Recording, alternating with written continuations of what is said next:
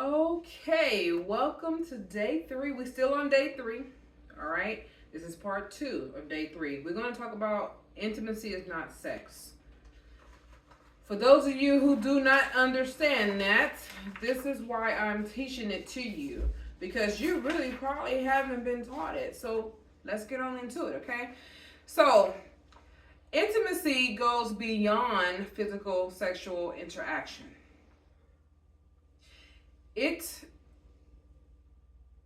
what it does is encompass emotional, intellectual, and experiential connection that builds a deep sense of closeness and understanding between partners. Here's a form of intimacy and ways to cultivate each one of these into your relationship. What I want to do before I get further into it is to give a more in depth than what I just read to you. Because I wrote this, I was trying to be all sophisticated and stuff, but I don't want to be sophisticated. I'm just going to tell you straight up this. There is a reason why people divorce quicker when your spouse step outside of the marriage or even the relationship if you are courting each other and all you're doing is talking on the phone or the internet, sharing pictures and all this stuff, and y'all haven't even had sex. The reason why is because the intimacy, the connection that is led to sex. But this connection is even stronger than sex. I'm gonna let you know that. So if you listen carefully, you will get a clear detail why it is horrible for a person to intimately connect with someone when you're in a relationship than it is to have sex with someone. Having sex is bad, but this intimacy goes beyond that because you literally are detaching yourself from your spouse and giving that part of yourself to the other person. And that is horrible. All right? Okay, I think I made that more clear than all those intellectual words I was using. Anyways, so let's talk about the type of intimacy. There's different types of intimacy, and I want to go over each one of them. And it's 5 of them. So let's talk about each of them. The first one is emotional connection, and that's emotional intimacy. Sharing feelings, openly sharing your innermost feelings, fears, and dreams. Vulnerability, allowing yourself to be vulnerable and showing your true self without fear or judgment. Support and understanding, providing and receiving emotional support, empathy and understanding. Okay, number 2 is intellectual empathy. Not empathy. Intellectual intimacy. So we're going to talk about that. Okay, sharing ideas, engaging in deep conversations about topics of interest, values, and beliefs. Respectful debates. So this is what you should do when you want empathy. Not empathy. I keep saying that. When you want intimacy from your partner and you want to give it back, this is what you do. All right? Trying to get that out. So, respectful debates, respectful discussions, and you're discussing differences no matter what it's about, but you are discussing your different viewpoints. All right? And it's respectful. You are not getting all upset and all that stuff. Okay? And then you have learning together. So exploring new ideas, taking classes together, and reading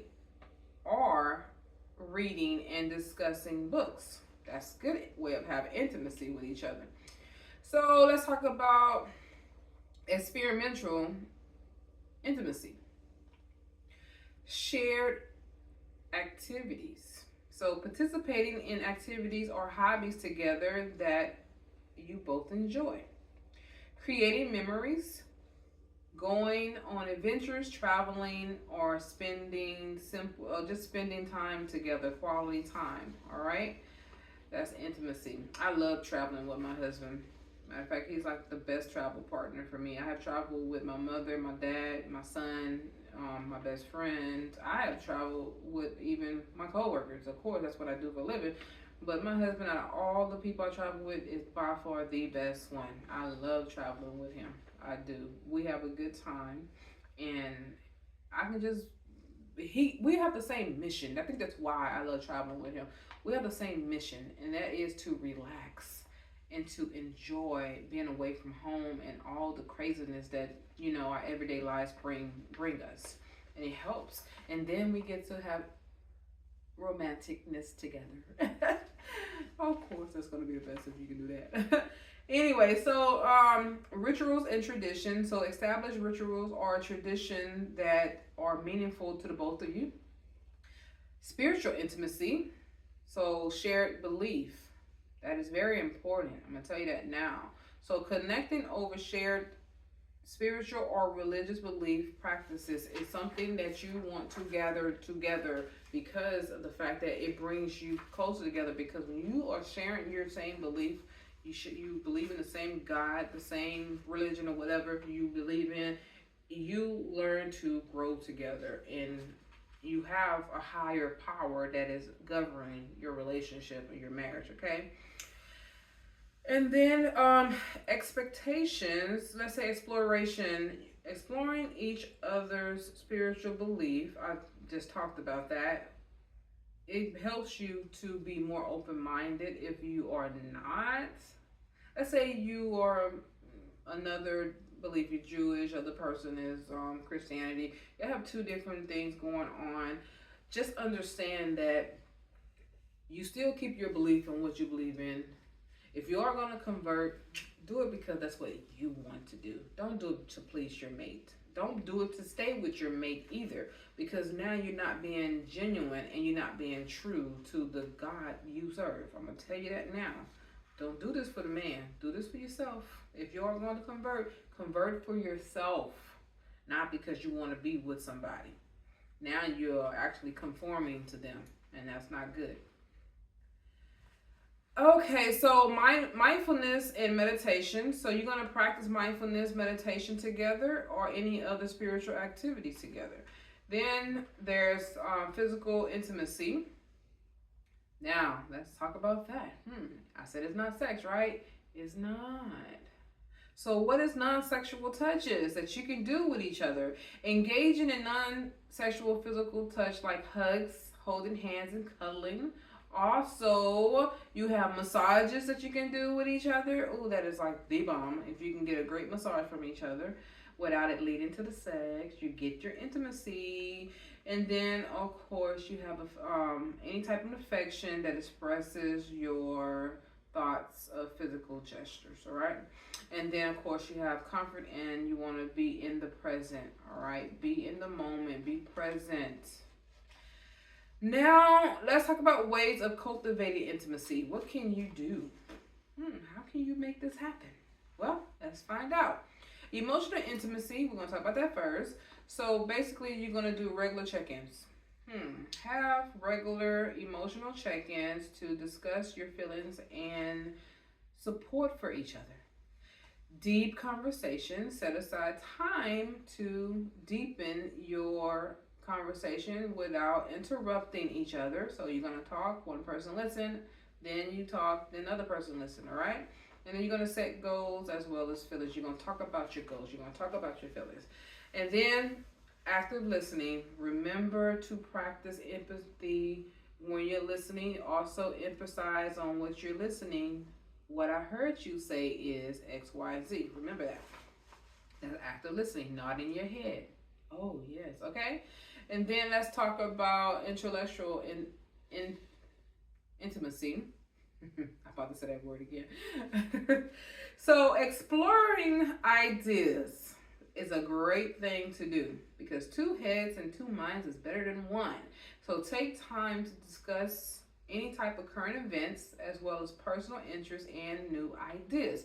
Learn together, engage in learning activities together, such as any type of workshops that you guys can attend, taking courses, or even watching documentaries. Oh, it's good to watch documentaries. I watch documentaries with my husband. He watches them more than I do, but a lot of time I just sit there and watch them with him. And then I saw it being like, wow, okay, that's where that Noah's Ark is at. I don't know why he watched that stuff, but he do.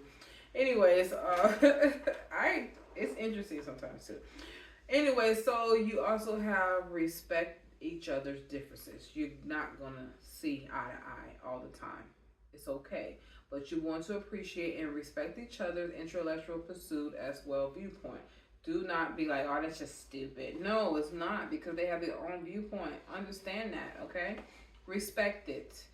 And then experimental intimacy. How do you do this? Easy.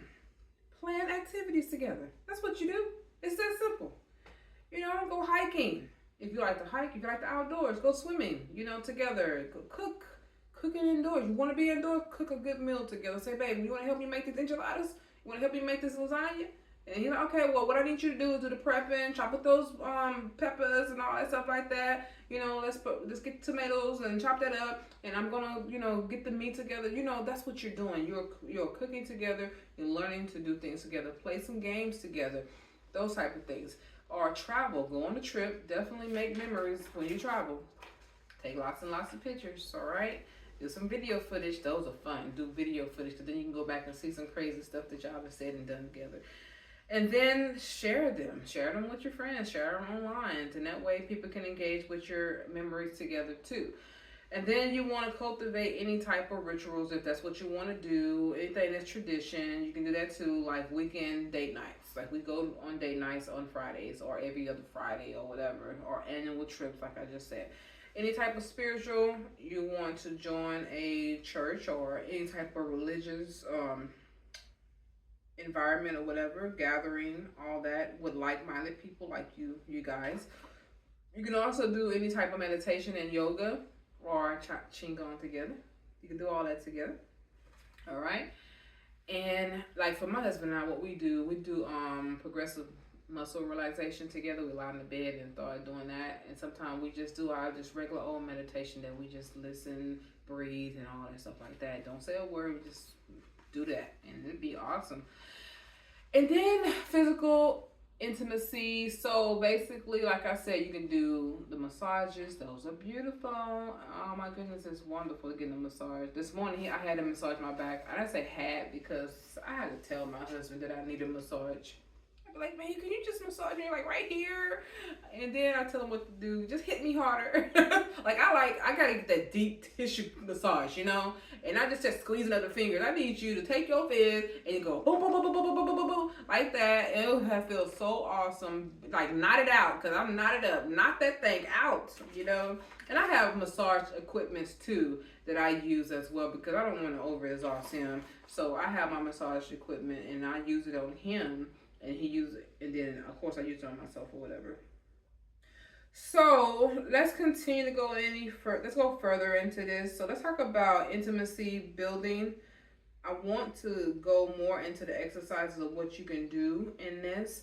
What you can do is like how you did the love map before, you can do this again. But this time, instead of only talking about your likes and dislikes, you're going to literally go into a deeper goal with each other. Like, what do you want to do with me? Like, how you see what we can, encounter together. That's how you will find out if he's or she is planning on marrying you. Because they start saying things that doesn't require you in it, then they might not be seeing you in their future, okay? So you want to get into their head by finding out if you are in their future, all right? And then you want to engage in activities that you can remember any type of details of each other's lives. If person talk to you, when your mate talk to you about something that happened with them, remember it, okay? But don't use anything against them. Remember, this is for intimacy purposes. And then daily share your highs and your lows. You want to share in any type of highs of low points of the day. Like what happened today, anything good happened? Okay, what anything less good happened? I don't like to say it bad, just say less good. You know, it's not that great, but it's just one of those things. And then of course you want to discuss how they're feeling in the situation. All right. And of course, you can share the same thing back with them. And then um, let's keep going. Let's talk about shared goals. Set personal goals with each other. Share your goals, okay? It's something that you can achieve together. That will help you to know that y'all are on the same page and y'all on the right track and that y'all see each other in each other's future. If y'all can share, y'all can create a goal and then work towards that goal. That goal is going to take you into the future because you have to get there. That lets you know you're still there. All right. So, by focusing on these forms of intimacy, you will be engaging on an enriched exercise that'll help you to build richness as well as connection. And this goes beyond any physical attraction as well as foster a deep and enduring bond with each other. So that ends today's session. You made it through week 11. Now make sure what you do is you do the homework, the assignments. I will put all the work that you have to print out or download in PDF form for you. That way you'll be able to go ahead and get that together. Some of these PDF forms that I have for you is for you to keep for later time when you are ready for a relationship. You will be able to go back and look at this and say, okay, well, I went on 3 dates with this person. Let me see if I can ask him these questions on the date. Ooh, you'd be amazed of what conversation will come out of that. You can weed people out quickly when you're on dates because you can hear the response of how they respond to some of the questions that I'm going to give you. I will give you some. I'm not going to give you what to say to people on dates, but I can if you want me to. That's a good way of us having our one-on-one together. And you tell me, hey, can you tell me I'm going on a date with somebody. I need to know what to look out for. I need to know what to ask them for. And I can give you a list. I can email you a list of what to ask on those dates and what to look out for. And you can actually save yourself a lot of time, okay? And also a lot of emotional pain if that person happens to not be the one. All right. See you next week.